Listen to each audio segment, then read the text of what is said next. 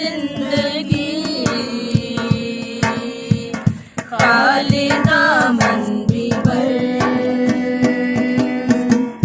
है खुदा पाक रू आज जुम्बश कर झूले हर जिंदगी खाली दामन भी भर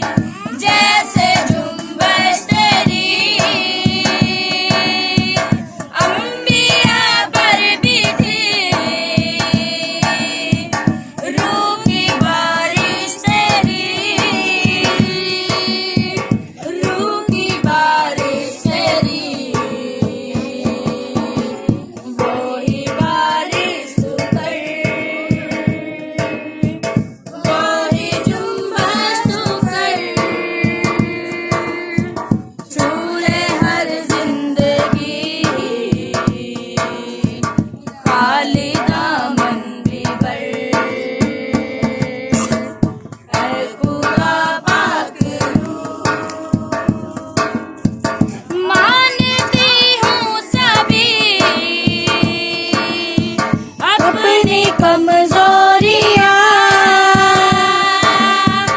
मानती हूँ सभी अपनी कमजोरियां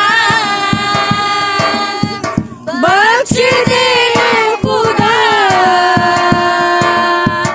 रूह की शहज़ोरियां रूह की शहज़ोरियां मेरी बाहों में भर अपने रूह का सर झूले हर जिंदगी खाली दामन भी भर ऐ खुदा पाक रूह आज जुम्बश तू कर झूले हर जिंदगी खाली दामन भी भर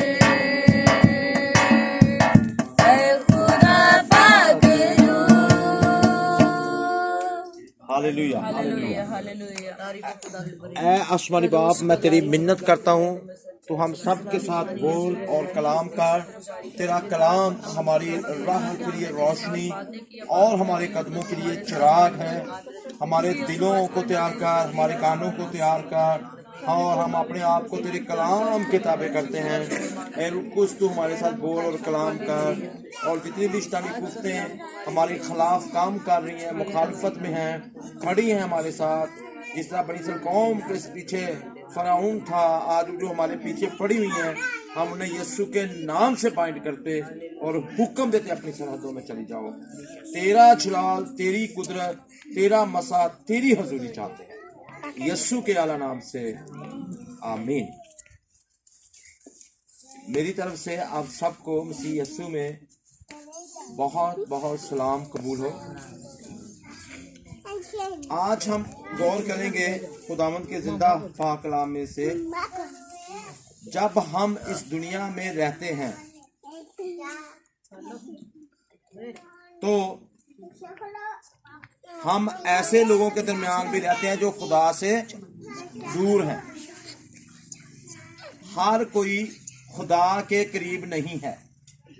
कुछ खुदा के करीब हैं और कुछ खुदा से दूर लोग हैं। हम ऐसी दुनिया में रहते हैं और जो खुदा से दूर हैं वो खुदा के करीब आ सकते हैं। इसका बड़ा आसान तरीका है कि हम यीशु मसीह को अपने मुंह से इकरार करें कि यीशु मसीह खुदावंद है। जो भी ये इकरार करेगा कि यीशु मसीह खुदावंद है और दिल से ईमान लाए कि खुदा ने उसे मुर्दों में से जिंदा किया है, और वो खुदा के करीब आ जाएगा और वो निजात पाएगा। और लिखा भी है यूहन्ना की अंजील में 1 की 12 आयत में, जितनों ने उसको कबूल किया उसने उन्हें खुदा के फर्जंद बनने का हक बख्शा। अगर आप खुदा के बेटे बेटियां बनना चाहते हैं तो उसको कबूल करें, अपने मुंह से इकरार करें कि वो मेरा खुदावंद है, और फिर आप उसका बेटा या बेटी बन सकते हैं। लेकिन मैं आपको बताना चाहता हूं कि ये काम आसान नहीं है। ये काम बहुत मुश्किल है। ये मामला बहुत मुश्किल है। और मेरे अजीजों, अगर आप खुदा के फर्जंद बनना चाहते हैं तो फिर आपको करना क्या होगा? हमने मसीहों को देखा, फिर आप मसीही बन जाते हैं, और जब जिंदगी एक कश्मकश बन जाती है, मुखालफतें सर उठाती हैं, मसाइल जन्म लेते हैं, तो सूरत हाल मायूस कुन नजर आती है। आप गौर कर सकते हैं कि यीशु मसीह अभी जमीन पर पैदा ही हुए, खुदा का बेटा जमीन पर पैदा ही हुआ, तो क्या हुआ? कोई आसान काम था? जमीन पर बड़ी बड़ी मुश्किलात ने, बड़े बड़े मसाइल ने अपना सर उठा लिया। यहां तक कि उस दौर का जो बादशाह था, हेरोदिस बादशाह ने सर उठा लिया और उसने अपने सिपाहियों को तैयार कर लिया कि इस बच्चे को मार दो। एक म्यान में 2 तलवारें नहीं रह सकती। अभी पैदा ही हुआ बच्चा, जब उसको थोड़ी सी भिनक पड़ गई, जब उसको समझ आ गई, तो वो उसको मरवाना चाहता है। जैसे ही आज हम यीशु मसीह को कबूल करते हैं, हम कहते हैं कि मैंने यीशु को कबूल किया है और मैं खुदा का बेटा बन गया हूं, मैं खुदा की बेटी बन गई हूं, तो हमारे खिलाफ भी मुश्किलात सर उठाना, मामलात खराब होना शुरू हो जाते हैं। और इन मामलात में जो जन्म लेते हैं, हमारी जिंदगी में बहुत सी चीजें जो हैं हमारे सामने आती हैं और वो हमें नाकाम करना चाहती हैं, वो हमें नाउम्मीद करना चाहती हैं। और मगर हमें इनको देखकर हैरान नहीं होना चाहिए। इनको देखकर बहुत से लोग हैरान और परेशान हो जाते हैं। ऐसे हालात को देखकर, ऐसे मामलात को देखकर, ऐसे मसाइल को देखकर लोग क्या हो जाते हैं? हैरान भी होते हैं और परेशान भी होते हैं। भाई ये तवज्जो करें, बच्चे आ जाएंगे। हाँ जी, तो बात यह है कि यीशु ने हमें खबरदार किया है। यीशु ने हमें खबरदारी दे दी है। वो क्या खबरदारी दी है पता है आपको? गौर से सुनिएगा, ये बड़ी अहम बात मैं आपको बताने लगा हूं, और ये बड़ी जरूरी बात है जो मैं आपको बताने लगा हूं। यीशु ने हमें खबरदार किया है जैसे यीशु ने पतरस को खबरदार किया था कि मुर्ग के अजान देने से पहले तू 3 बार मेरा इनकार करेगा। जब मसाइल तुझे घेर लेंगे, जब मुश्किलात तुझे घेर लेंगी, जब लोग तुझे घेरेंगे तो तू मेरा इनकार करेगा। और बहुत से लोग कहते हैं मैं मसीही हूं, मैं मसीही हूं, मैंने यीशु को कबूल किया है, मैंने यीशु को कबूल किया है। पर जब मसाइल घेर लेते हैं ना, जब मुसीबतें उन्हें घेर लेती हैं, तो फिर हमें वही इनकार भी करते हुए नजर आते हैं। जिन्होंने बड़ी खुशी खुशी से बपतिस्मा लिया, जिन्होंने बड़ी खुशी खुशी से यीशु को कबूल किया, और जब मुसीबतें आई तब इनकार करना, बड़े पतरस बनते हैं। मैं ये कहता हूं आप पतरस तो बने पर यहूदा इस्करियोती ना बने। जब वो मसाइल में घिर गया, वो मायूस हो गया, उसको कोई रास्ता नजर ना आया, तो उसने खुदकशी कर ली, मर गया।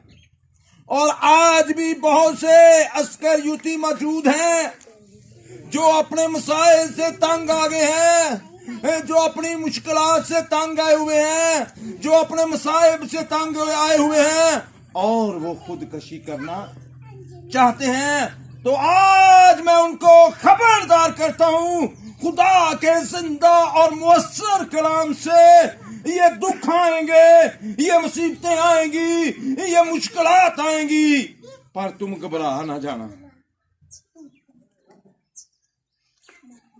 पतरस की तरह अगर नकार भी बैठे हो तो दोबारा फिर इकरार करना, खुदकशी ना करना। आमीन। तो यीशु ने हमें बताया है, खबरदार किया है, दुनिया में मुसीबत उठाते हो। ये नहीं लिखा कि दुनिया में मुसीबतें उठाओगे, तुम दुनिया में मुसीबत उठाते हो। बड़े दुखी होते हो, बड़ी तकलीफों में से गुजरते हो, तो क्या करना, लेकिन साथ ही हौसला अफजाई भी कर दी। साथ ही मुसीबतें उठाते हो, साथ हौसला अफजाई क्या की, लेकिन खातर जमा रखो। इनू जमा कर लो, जड़ियां मुसीबतां उठाण दे जे, तानू एदा अजर मिलेगा। हालेलुया। एवं दुख मुसीबतां नहीं उठा रहे हो, अगर दुख मुसीबतें उठाते हो तो तुम्हें इसका अजर जरूर मिलेगा। घबराओ ना, परेशान ना हो। अगर ते कोई गुनाह करके, गलत करके मुसीबत उठा रहा, उसका कोई अजर नहीं लभना। मसीह दा मतलब यह वे कि तुहाडा कोई गुनाह नहीं, तुसी कोई कसूर नहीं कीता, लेकिन तुहानू इंज सजा दी जा रही है कि जिवें वड्डे डाकू तुसी ही हो। कहता यार मैं तो कुछ भी नहीं किया, मेरे ते एवं इल्जाम लगे जान दे, मैं तो कुछ किया नहीं, मैनू एवं मुसीबत पई जान दी है। ते भाई जी होनियां ने, ए मुसीबतां आनियां ने, आंदे नहीं गए, आनियां मुसीबतां ते पैने ने काल। कहदा काल पैना है। ओ भाई जी सानू खान पीन वालियां चीजां दा काल ते बड़ा याद रहिंदा है। कदी कदी किसी घर च खान पीन दी कमी कोई नहीं हुंदी, हर एक चीज घर च मौजूद हुंदी है। गाड़ियां भी होती हैं, घर में फ्रूट भी होता है, आटा भी होता है, और हर चीज एसी भी होता है। जो जो सहूलियात हमें चाहिए होती हैं, पर वहां पर काल किदा हुंदा है, मोहब्बत दा। और मोहब्बत ही नहीं हुंदी, हर एक दूसरा इंज वेंदा जिवें मैं खा ही जावां, इहदा काल पिया हुंदा है। ਇਹ ਜਿਹੜਾ ਅਖੀਰ ਜ਼ਮਾਨਾ ਹੈ ਨਾ, ਇਹਦੇ ਵਿੱਚ ਸ਼ਾਇਦ ਉਹਨਾਂ ਰੁਪਏ ਪੈਸੇ ਦਾ ਕਾਲ ਨਾ ਆਵੇ ਜਿੰਨਾ ਮੁਹੱਬਤ ਦਾ ਕਾਲ ਆਇਆ ਹੈ ਘਰਾਂ 'ਚ। ਬਾਪ ਬੇਟੇ ਦੇ, ਬੇਟਾ ਬਾਪ ਦੇ, ਮਾਂ ਬੇਟੀ, ਬੇਟੀ ਮਾਂ ਦੇ ਮੁਖਾਲਫ ਹੋਈ ਹੈ, ये मोहब्बत की कमी है, लोग समझते नहीं। जो मोहब्बत की हालत में नहीं रहता वो मौत की हालत में रहता है। जिस तरह के काहिन और हाबल थे, अगर काहिन भाई से मोहब्बत करता तो अपने भाई हाबल की तरक्की पर खुश होता। चलो यार, मेरी कुर्बानी मंजूर नहीं हुई तो मेरे भाई की कुर्बानी तो मंजूर है, और वह खुशी मनाता और वो खुदा के आगे झुकता। पर उसने कहा, उसने हसद किया, उसने कहा इसकी कुर्बानी मंजूर होगी पर मेरी कुर्बानी मंजूर है। हसद जो है ये मोहब्बत को खा जाता है, खत्म करता है, ये इंतकाम पैदा करता है। मैं इससे इंतकाम लूंगा। और हसद हमें, मैं मुआफी के साथ कहता हूं कि हमें खुदा की जगह पर बैठाने की कोशिश करता है। इसलिए हसद ना करो, क्योंकि इंतकाम लेना खुदा का काम है, और हसद की बिना पर हम खुद ही इंतकाम लेना शुरू कर देते हैं। ये खतरनाक है, ये बहुत खतरनाक है। तो किस चीज का कैद पड़ गया है? मोहब्बत का।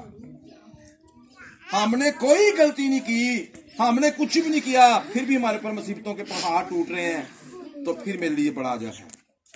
अगर मैं गलत काम कर रहा हूं और मैं उस सजा का मुस्तहिक हूं, फिर मुझे सजा दी जा रही है, फिर तो इन्हें काम ठीक है। आप देखें, यीशु पर मुसीबतों के पहाड़ क्यों टूटे, क्यों कील लगाए जा रहे थे, क्यों उनको सर पे कांटों का ताज पहनाया जा रहा था? उनका भी कसूर था? वो बेकसूर थे। उन्होंने कहा, तुम में से कौन मुझ में गुनाह साबित है? उन्होंने ऐलान कर दिया, कोई गुनाह नहीं किया, कोई गलती नहीं की। मेरे अजीजों, फिर भी मुसीबतें उठाई, फिर भी दुख उठाए, तो खातर जमा हुई, खातर जे जमा हुई जब वो सलीब पर मर गए। और मेरे अजीजों, तीसरे दिन मुर्दों में से जी कर पूरी दुनिया का बचा लिया।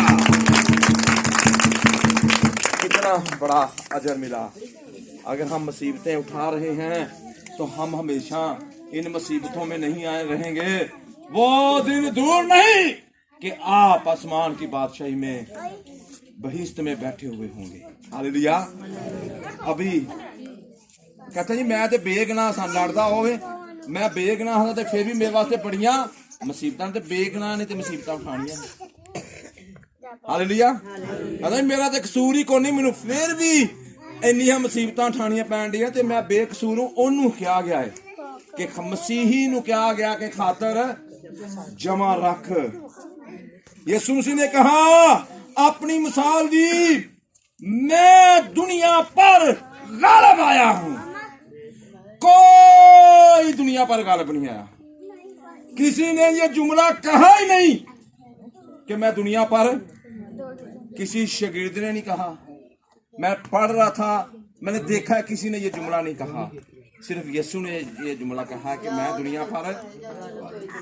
एक बंदा सिकंदर आजम, वो गालिब आना चाहता सी, उन्हें बड़ी कोशिश की, लेकिन आधी दुनिया को फतह कर लिया, लेकिन पूरी दुनिया पर गालिब नहीं आ सका।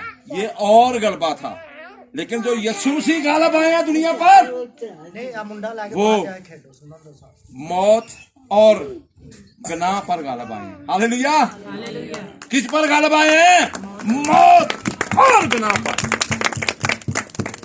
गुनाह पर किसी को हम गालिब आते हुए मुकद्दस दाऊद की जिंदगी पर गौर कर लें। मेरे दिल के मुआफिक मिल गया तो गलतियां उनसे भी बाइबल मुकद्दस वाज़ेह बताती है। एट ए टाइम 3 हुक्मों को तोड़ दिया। कौन कौन सा हुक्म तोड़ा जी? बगानी औरत का लालच ना करना, कर लिया। खून ना करना, कर दिया। ज़िना ना करना, कर दिया। लेकिन मेरे और आपके यीशु ने कहा मैंने कोई गुनाह नहीं किया। यहां तक कि बादशाह ने भी कह दिया कि इसने कोई गुनाह, मैं इसमें कोई कसूर नहीं पाता। जब आपने कोई कसूर नहीं किया, लोग आप पर लान तान कर रहे हैं, लोग आपको बेइज्जत कर रहे हैं, लोग आप पर जुल्म डालते हैं, तो आप खातर जमा रखें, खातर जमा रखें, आप गालिब आएंगे। हालेलुया। ये आयत आप यूहन्ना 16 बाब 33 आयत है। ये यूहन्ना 16 बाब और उसकी 33 आयत। दुनिया में मुसीबत तो उठाते हो, लेकिन खातर जमा रखो, मैं दुनिया पर गालिब आया हूं, तुम भी आओ। हालेलुया। मसीही जिंदगी के मसाइल और मुश्किलात मायूसी का सबब नहीं बनने चाहिए। कभी कभी हम मायूस हो जाते हैं। मायूस का मतलब है ना उम्मीद होना, हुण कुछ भी नहीं हो सकता। वो बेचैनी बेकरारी का शिकार रहते हैं। कई अपने कर्जे की वजह तो, कई अपने बच्चों तो, कई अपने खानदान तो, कई शोहर अपनी बीवी तो, कई बीवियां अपने शोहरा तो मायूस हुई ने। इन्हें नहीं बदलना, इन्हें ठीक, मेरे बच्चों ने ठीक नहीं होना, उन्हें कहना मेरी बीवी ने ठीक नहीं होना, बीवी ने कहना मेरे शोहर ने ठीक। ए मसीही जिंदगी नहीं जे। यीशु ने किसी नू नहीं कहा कि इन्हें ठीक नहीं होना।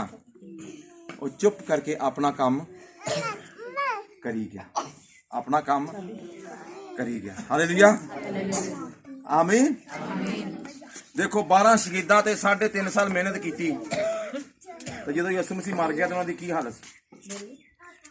जो यीशु मसीह मुर्दियां चों जिंदा हो के बाहर आए तो कितने सन शगीर्द? पता है किसी ने? वो डरदे मारे कमरियां च बंद होए सन। यहूदियां तो डरदे हैं सानू मार देंगे। तो यीशु ने कही दलेरी दी। ਉਹਦੇ ਕੋਲ ਇੱਕ ਬਦਨ ਕਸੀਫ ਬਦਨ ਹੁੰਦਾ ਹੈ, ਇੱਕ ਲਤੀਫ ਬਦਨ ਹੁੰਦਾ ਹੈ। ਯਿਸੂ ਮਸੀਹ ਕੋਲ ਲਤੀਫ ਬਦਨ ਸੀ, ਜਿਹੜਾ ਕਸਾਫਤਾਂ ਤੋਂ ਪਾਕ, ਤੇ ਉਹ ਦੀਵਾਰ ਚੋਂ ਨਿਕਲ ਕੇ ਸਾਹਮਣੇ ਖਲੋ ਗਿਆ। तुम्हारी